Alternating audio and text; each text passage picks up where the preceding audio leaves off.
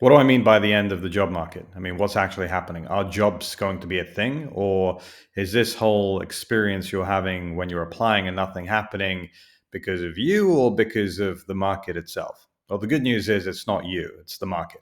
The bad news is it's not you, it's the market, which means you have to kind of change with the market. You have to adapt, but you have to first understand why this is happening.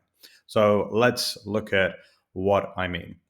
If you were applying 10 years ago, you would have applied to, let's say, 10 jobs in a week.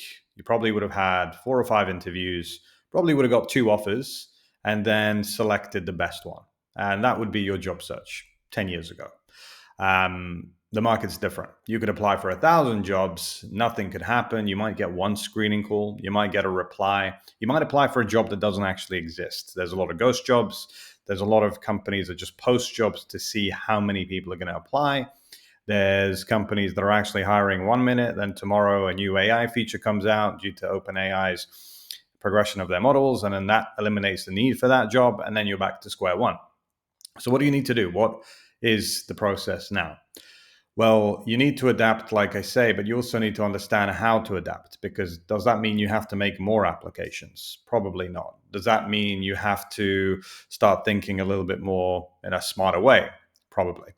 But also, how do you do it when you don't know what these companies are looking for or how to even make sure that they see you? The biggest issue in the modern job market, or this new market we're in, is visibility. You could apply for jobs for 1,000 of them, and I keep talking about this on my channel, where the majority of them won't actually see your profile. Your resume, your CV is not being shortlisted. You have ATS systems, you have AI, you're making CVs and resumes with AI, and then companies are deploying AI to kind of catch you out, and nobody wins. So it's sort of the end of how to game the system. So, what do you actually have to do? And I think the process now is to kind of look at it from a company's perspective. I want you to imagine that you get 1,000 pieces of paper and you have enough time to maybe read through 20 pieces of paper. And you want to know what 20 you should read. So you're going to hire someone to sift through them in 5 seconds very quickly and tell you, hey, these 20 are good to read. And you have time to maybe then read 10 because you've already wasted time by hiring that other person or that system in this case. So I'm giving you the analogy of how companies work. Then they read through 10 CVs. Your CV or resume might have been in that 10. It might have been with the other non-shortlisted versions. But then through that, they're making decisions on not just your experience. They're making decisions on, are you going to be a good fit to the team, which is company culture? Are you going to have the right soft skills, which will promote career progression? And are you going to have the personality traits that they may be looking for? All from just what words have been placed on a piece of paper, or in this case, a digital Word doc or a Google file or a PDF. Now, if you think about it that way, you realize that the chances for sending an application in this new job market are very futile to generate success. You're not going to have too much success from that. You're sort of limited by lotteries. It's a lottery to actually get a job nowadays. So what do you need to do to expand from hoping for the best or playing a lottery?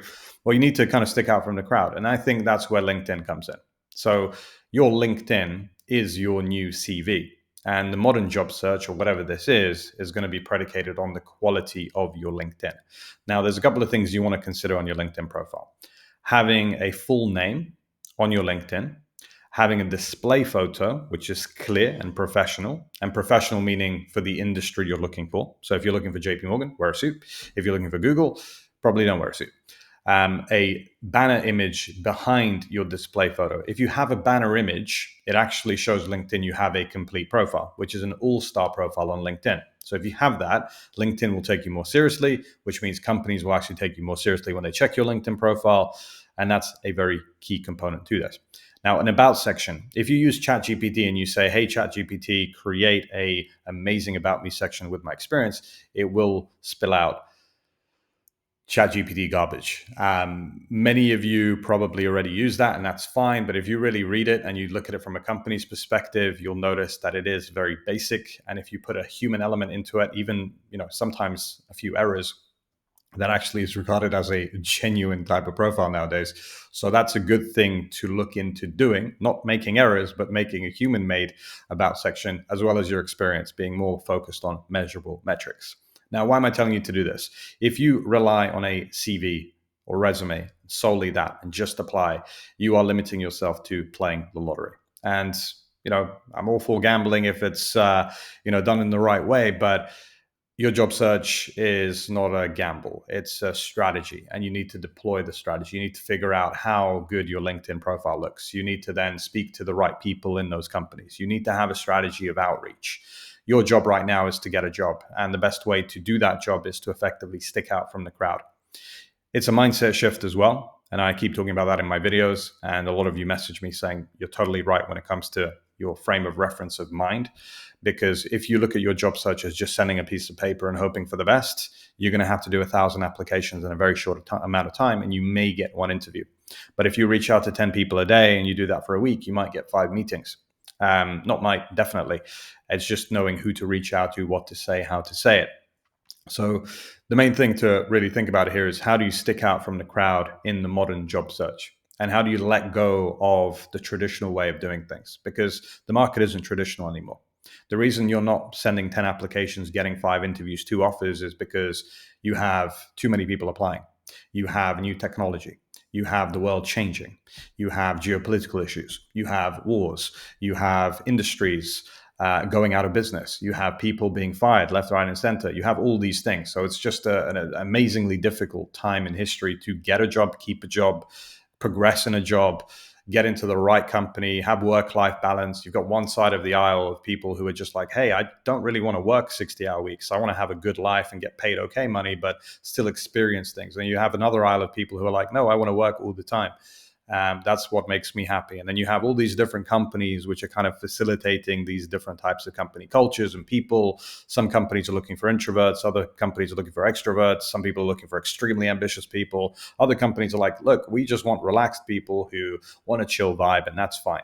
There's no right or wrong answer, by the way, but you have to kind of zoom out, I should say, from the perspective of a job search. If there's so many different companies out there, so many people competing with you, you need to stick out from the crowd in your own way. And when I say stick out from the crowd, I don't mean sell yourself to something you're not. This is actually very easy when you sell yourself as something that you are.